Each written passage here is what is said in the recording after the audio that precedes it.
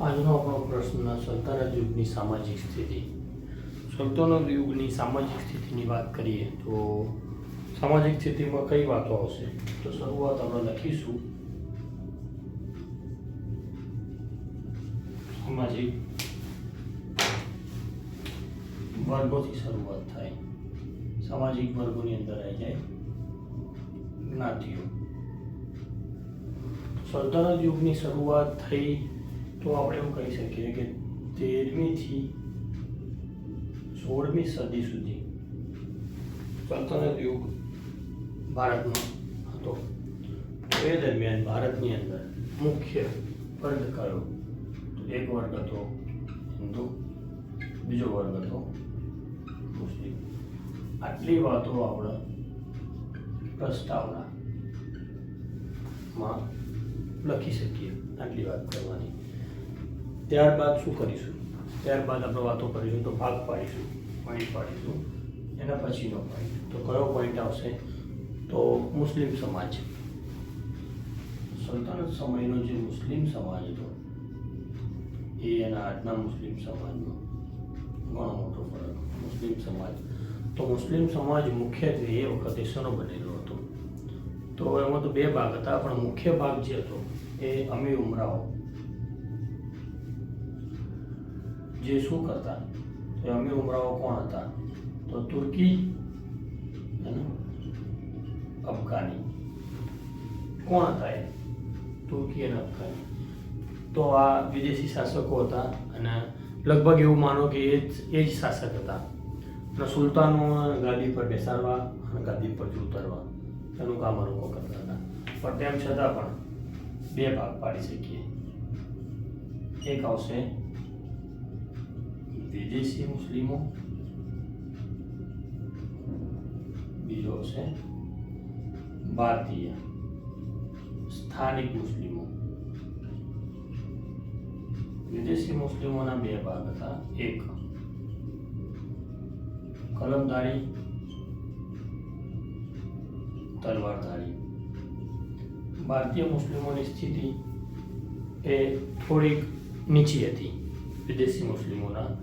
તમે સરખામણીમાં જોવા જાઓ તો ભારતીય મુસ્લિમો એ એમને ઊંચા હોદ્દા અપાતા નહોતા, સરકારીમાં સારી જગ્યાઓ ઉપર હતા નહીં.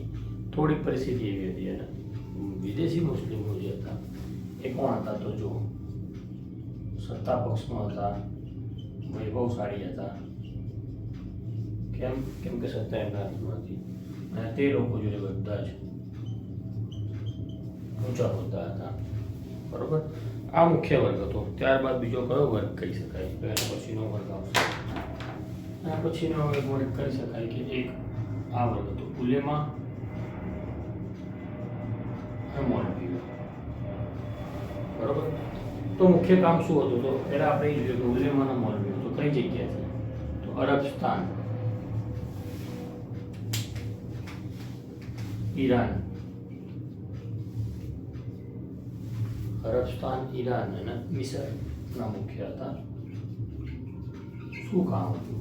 કાર્ય શું? તો મુખ્યત્વે ન્યાયતંત્ર સાથે જોડાયેલા હતા. બીજું કામ હતું ધાર્મિક પ્રચાર. એનાથી વિશેષ કામ હતું શિક્ષણ. આ ત્રણ કામ સાથે જોડાયેલો વર્ગ હતો.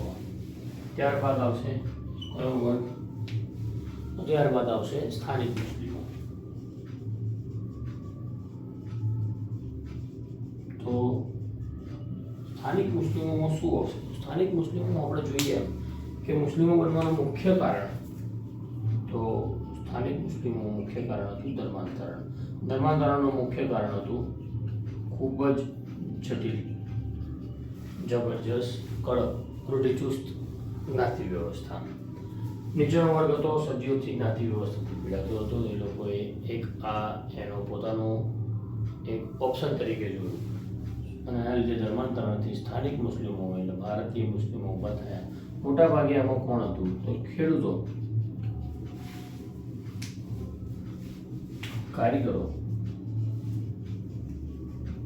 વણકરો અને નીચે ઘણી બધી જાતિઓ એમાં તમને જોવા મળતી હતી. બરોબર? ત્યારબાદ મુસ્લિમ સમાજ, એમાં મુસ્લિમ સમાજના ભાગ ઉલેમા, મૌલવી, ઉસ્તાદ. ત્યારબાદ આપણે જોઈએ સ્ત્રીઓની સ્થિતિ. સ્ત્રીઓની સ્થિતિ કેવી હતી?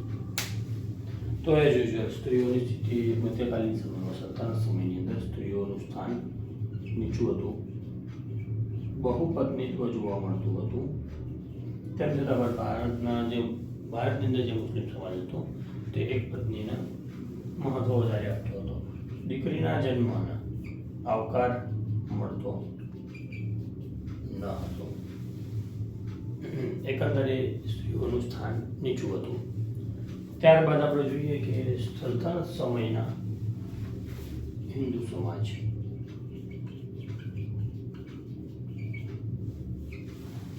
તો શું હતું હિન્દુ સમાજની અંદર? હિન્દુ સમાજની અંદર આપણે બધાએ ગઈકાલે જે પ્રશ્ન જોયો હતો કે ભાઈ ભારતની અંદર ભક્તિ આંદોલન થયું તો ભક્તિ આંદોલનના મુખ્ય કારણો શું હતા? તો ભક્તિ આંદોલનના મુખ્ય કારણે ક્યાંક ને ક્યાંક અંધશ્રદ્ધા, શિક્ષણનો અભાવ, વિવિધ રૂઢિચુસ્ત માન્યતાઓ, કડક નીતિ નિયમો, આ બધાથી ભારતીય સમાજ સદીઓ સુધી કંટાળ્યો હતો. અને એના એક ઓપ્શન તરીકે ભક્તિ આંદોલનના સંતોએ એકદમ સરળ માર્ગ આપ્યો અને એના દ્વારા એ લોકોએ ભગવાનને મેળવવા માટે અને જીવનને સુખી કરવા માટે ભક્તિ માર્ગ અપનાવ્યો.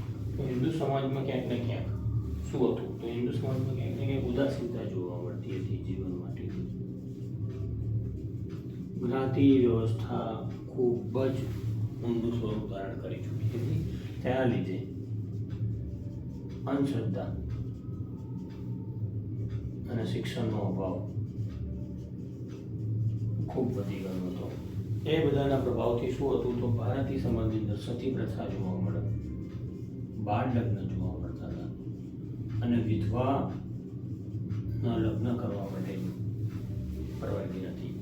આવી ઘણી બધી બાબતો હતી જે સલ્તનત યુગની સામાજિક સ્થિતિની અંદર આપણને જોવા મળે. એટલે આમ જોવા જઈએ તો મુખ્ય મુદ્દાઓ આ સામાજિક વર્ગોની વાતો કરવાની પ્રસ્તાવના.